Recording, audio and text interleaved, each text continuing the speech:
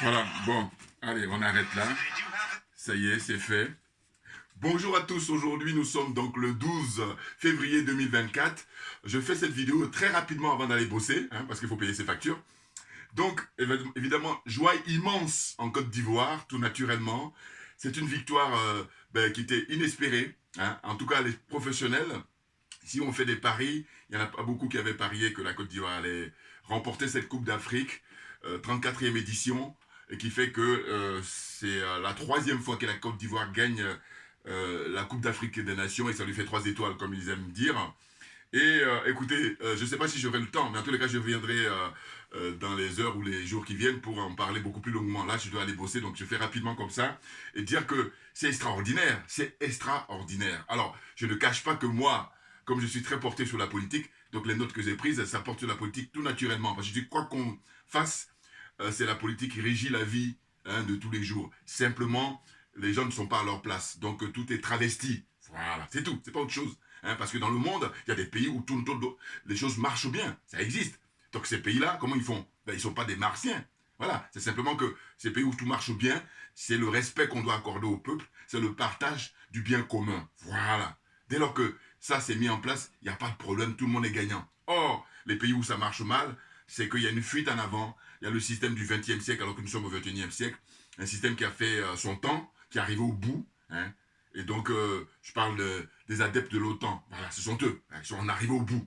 Là, pour moi, le XXe siècle, c'était pour l'OTAN, et le XXIe siècle, c'est pour le BRICS. Voilà, les pays du BRICS, ce sont eux qui ont le droit de citer.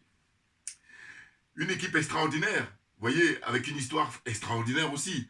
Parce que, voilà, ils ont bien démarré au départ dans le premier match, hein, 2-0, je crois, si je me souviens, contre la Guinée-Bissau.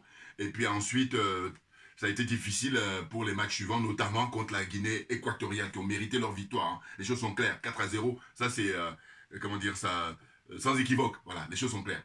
Mais ce qui est extraordinaire, c'est que le peuple ivoirien était tellement en attente de cette coupe, parce que ça se joue à domicile, hein, et il paraît que ça remonte en Égypte, parce que les Égyptiens sont les seuls en 2006 à avoir remporté la Coupe d'Afrique chez eux. Et que très souvent, ça n'arrive pas. Les gens qui organisent la coupe, ben, ils la gagnent pas forcément. Vous voyez?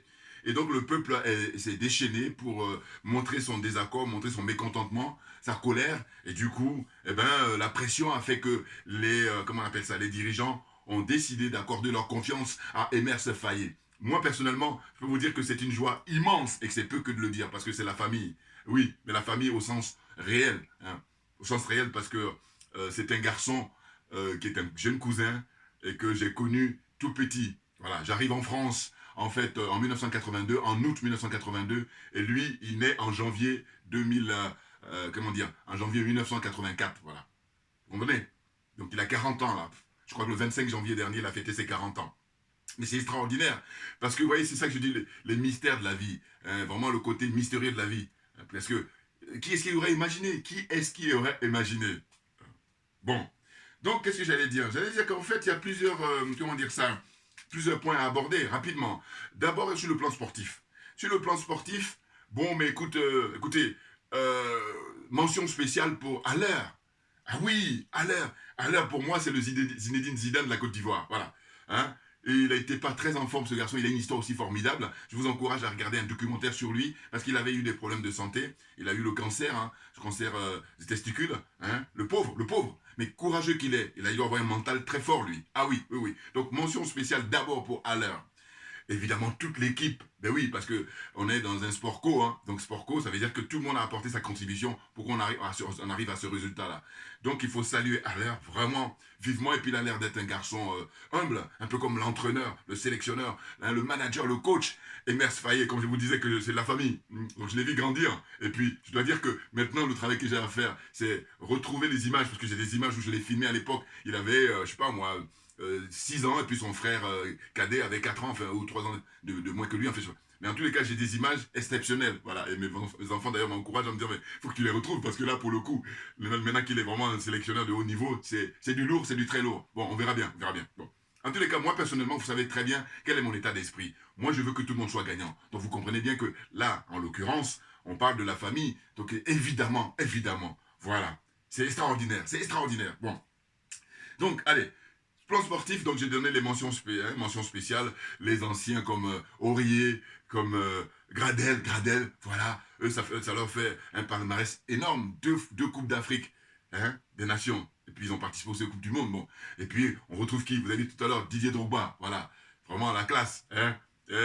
Vraiment, c'est énorme, c'est énorme. Voilà, j'imagine que la nuit a été très longue à Abidjan, voilà. Et puis c'est normal, voilà. Faut maintenant pouvoir profiter, hein, de ça parce que la pression était énorme pendant comment dire, les semaines qui viennent de passer. Voilà. Hein. Non, non, non, moment de grâce, moment de grâce. Maintenant, moi, ce que je tenais à dire rapidement, donc comme j'ai noté, sinon je risque d'oublier, puis le temps passe, c'est que j'ai dit félicitations à toute l'équipe de football de Côte d'Ivoire, à tout le staff technique, ainsi qu'au peuple de Côte d'Ivoire et aux habitants de la Côte d'Ivoire. Une mention spéciale pour l'entraîneur, le coach Emers Faye. Extraordinaire. Bon, maintenant la question porte sur le choix d'un entraîneur et un coach local pour s'occuper de l'équipe nationale des différents pays africains. C'est très très important. Un grand bravo aux pays africains qui ont toujours fait confiance aux techniciens locaux. Voilà. Vous voyez, il y a des pays qui sont en avance à ce niveau-là, donc mention spéciale pour eux. Voilà. Ils ont fait confiance depuis toujours, hein, aux locaux. Voilà. Donc, la suite. À travers là, le choix de Emers Faye qui a remplacé l'entraîneur français, le sélectionneur français, eh ben, la démonstration est faite que il faut faire confiance définitivement. On va plus revenir en arrière parce qu'il faut arrêter avec l'aliénation, le complexe, la corruption, parce que c'est ça qui nous amène à choisir, hein, des techniciens européens, occidentaux et étrangers. Tout naturellement. Pourquoi? Mais parce qu'au fond, on peut comprendre quand on revient 30, 40, 50 ans en arrière. Mais maintenant, aujourd'hui, au 21e siècle, on a de très très grands joueurs qui pourraient, hein, diriger les équipes nationales. Les clubs, c'est pas pareil. Voilà. Les clubs, on peut se permettre comme ça, la parenthèse, de choisir un étranger. Mais l'équipe nationale, il faut que ça revienne, hein, aux locaux. Voilà. C'est très important. Voilà, c'est tout un symbole. Donc ensuite, j'ai dit, la rémunération des coachs et entraîneurs européens et occidentaux, en particulier. Il faudrait sortir définitivement du complexe de l'aliénation. Vous savez, c'est qu'en fait, maintenant, ce dont il est question, c'est la rémunération que doit toucher M. Emers Faye. Bien entendu. Ben oui, parce qu'il a fait le travail. Voilà, il a fait le travail. Voilà. Ceux qui se disent capitalistes, là, c'est que moment, les mecs, à un moment donné, ils vont dire qu'ils sont capitalistes, alors que normalement, quand tu es capitaliste, comme vous le dites, hein, on vous prend au mot. On vous prend au mot. Eh bien, le mec qui a cartonné, qui a fait le travail, on a les résultats, eh bien, il faut qu'il soit rétribué à la hauteur du travail qu'il a fourni. Or là, ils vont pas le faire, alors qu'ils devraient le faire. Et là, j'ai un appel à la pression de toute la population de Côte d'Ivoire. Voilà. Il faut mettre la pression pour que Emers Faye puisse toucher au minima le même salaire que monsieur qui a été viré là, voilà, celui qui l'a remplacé, voilà. Hein? Mais voilà, il faut qu'il touche le même salaire. Et puis les primes qui vont avec, tout, pareil. Mais ça, c'est au minima. Hein. Sinon, il doit toucher plus, parce que là, il y a le résultat qui est tombé, là. Vous voyez? Parce que ce qui s'est passé, c'est que depuis toujours, ils recrutent des sélectionneurs européens et occidentaux, et puis les résultats ne sont pas toujours au rendez-vous. Donc les mecs, ils ont jackpot. Hein? C'est ça. C'est-à-dire que si le résultat est le rendez-vous, hein, eh ben, ça se comprend, c'est normal. Mais quand c'est pas au rendez-vous, moi je dis qu'ils devaient payer en fonction des résultats. Or, c'est pas le cas.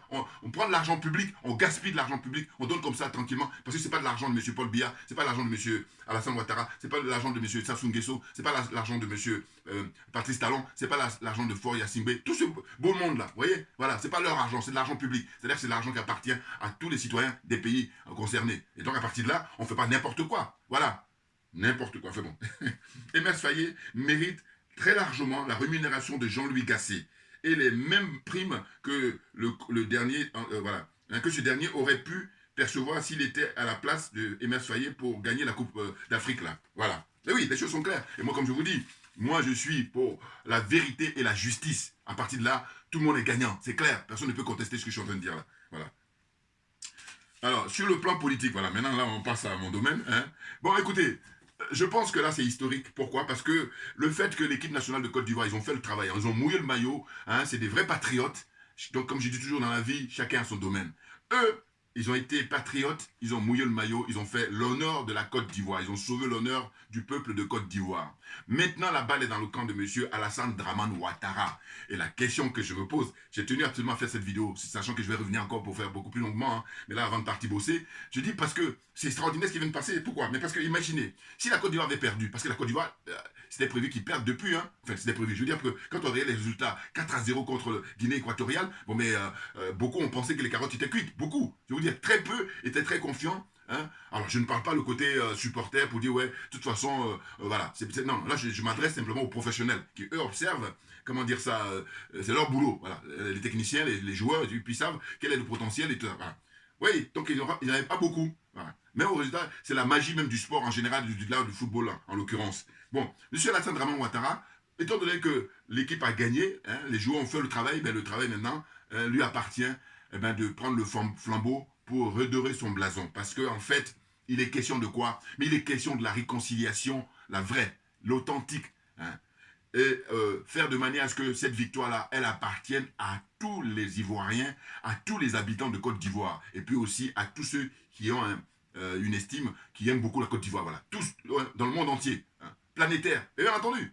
Hein. Donc M. Ouattara, il a une charge énorme pour rentrer dans l'histoire, j'allais dire, de manière acceptable. Oui, je cherche mes mots. Vous savez pourquoi? Parce qu'en fait, il a sous les mains du sang. Et comme dit le président Laurent Gbagbo, il dit, lui, le président Gbagbo, il s'adressait sans donner son nom, mais il s'adressait à lui, je suis convaincu, lui et puis les autres qui sont comme lui. Il a dit que j'ai pas de cadavre dans le placard. Voilà, il a dit ça dans un de ses discours, là, quand il est revenu en Côte d'Ivoire. Et moi, j'ai beaucoup aimé. Voilà, donc il faut lire ça entre les lignes. Voilà. J'ai pas de cadavre dans les placards, qui s'adressait en réalité à M. Alassane Draman Ouattara, et qu'on sort, et qu'on sort. Donc là, le fait que l'équipe de Côte d'Ivoire de football a gagné cette Coupe d'Afrique, c'est une occasion en or pour lui d'organiser maintenant la réconciliation, la vraie.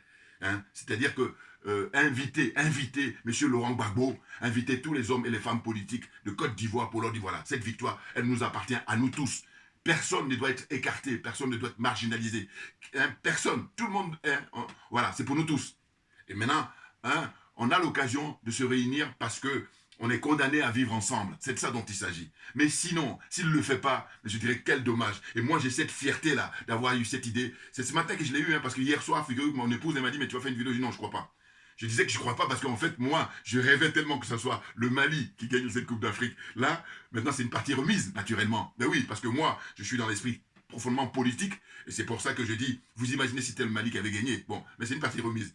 On verra les années qui viennent. Parce que sur le terrain politique, qui nous concerne tous, eh ben, ce sont eux qui ont compris, ce sont eux qui sont la locomotive. Voilà. Et comme le football est très populaire, je dis, ça aurait été un symbole comme ça de la gagner en Côte d'Ivoire. Mais il se trouve que les dieux du foot ont décidé que ce soit l'équipe de Côte d'Ivoire. Donc bravo à cette équipe-là, à tout le staff technique, hein, à M. Emers Fayet, le jeune cousin. Vraiment, bravo. Et puis beaucoup de sérieux. Moi, je le connais, hein. Je le connais, bon. Maintenant, je le connais pas à l'âge adulte, vraiment. Mais tout petit, voilà. Donc je connais bien.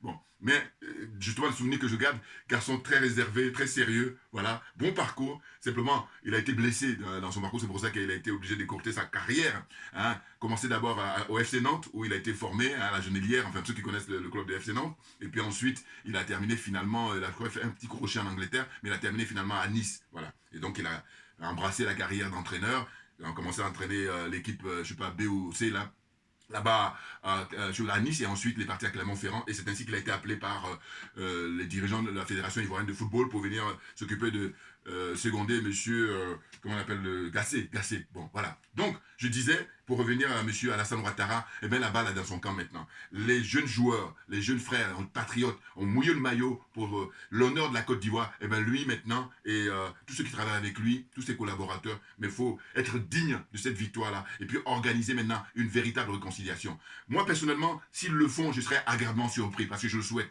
Mais s'ils ne le font pas, je ne serais pas étonné. Et je vous donne les raisons. En fait, pour le faire, il faut que M. Ouattara se débarrasse, comment dire ça, de son aliénation, de son complexe et de la corruption. Or, ça va être difficile, je vous dis, s'il le fait, ce que je dis là, aujourd'hui, vous partagez mes vidéos au maximum, s'il vous plaît. Djoubian, c'est mon surnom sur le net. Je suis accessoirement seulement spécialiste de la France. En revanche, je suis un panafricain authentique, un panafricain très convaincu. Donc je dis, M. Ouattara, pourquoi je pense qu'il ne pourra pas organiser le rêve de tous les Ivoiriens, hein, de tous les Africains en général, là, cette réconciliation, c'est parce que ce n'est pas un homme libre. Hein. Toutes les décisions qui sont prises, lui ne fait qu'exécuter. Les décisions viennent ici, de Paris, viennent de Washington, voilà. Parce que c'est justement le nègre de maison. Malheureusement, je vous le dis. Et je vous dis, je souhaite que ce soit le contraire, qu'il démontre le contraire, parce que ça lui permettrait de rentrer dans l'histoire, là pour le coup, par une grande porte. Je dis bien une grande porte, je ne dis pas par la grande porte. Nuance, voyez. Mais sinon, s'il ne le fait pas, eh ben c'est dommage pour lui. Parce que si la Côte d'Ivoire perdait, c'était terminé et il était aux oubliettes, à la poubelle des histoires. Mais là, le fait que la Côte d'Ivoire a gagné, il a encore une chance de pouvoir se rattraper. Et ça me fait penser un peu, quand vous allez à l'examen, hein, vous avez l'écrit et puis après vous avez les oraux, ou le truc de rattrapage. Voilà.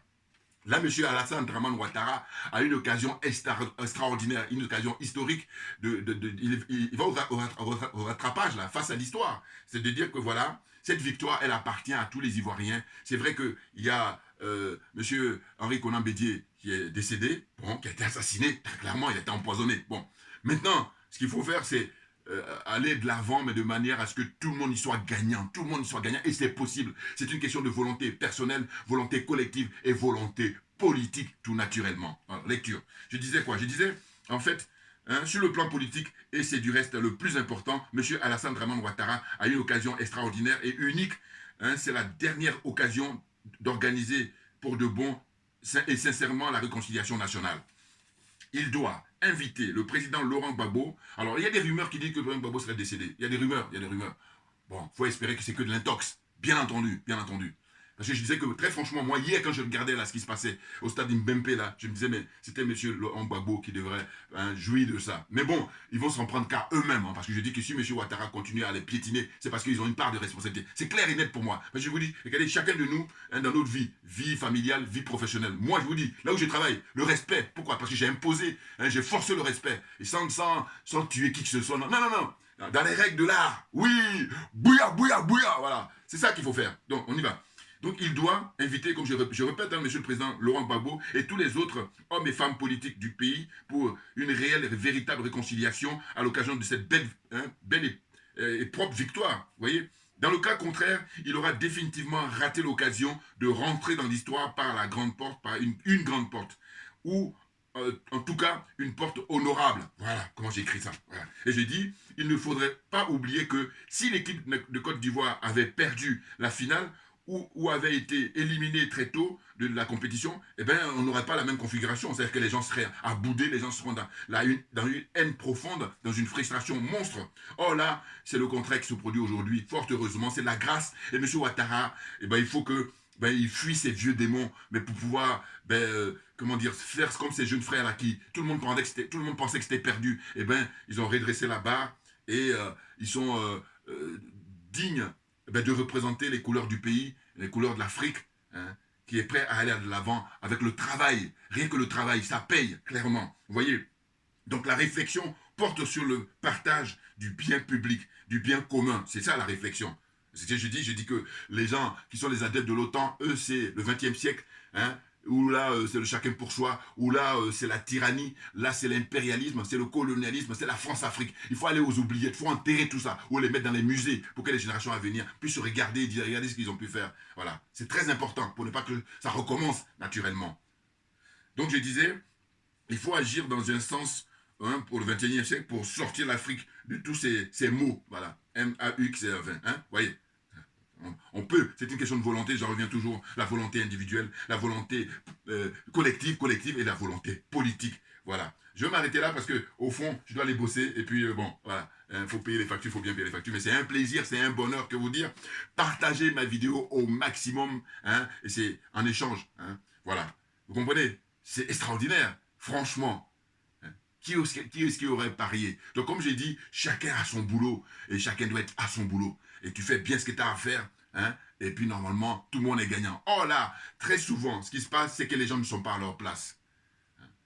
Alors, j'ai vu des images qui m'ont fait rire, j'ai vu dans l'émission de Kofi, là, justement, hier, où il montrait dans les vestiaires, quand ils sont qualifiés pour la finale, eh bien, on voyait dans les vestiaires des joueurs, comment on appelle ça, les compagnons de M. Ouattara qui fêtaient ça. Bon, la récupération, elle est évidente. Or, c'est ce qu'il ne faudrait pas faire.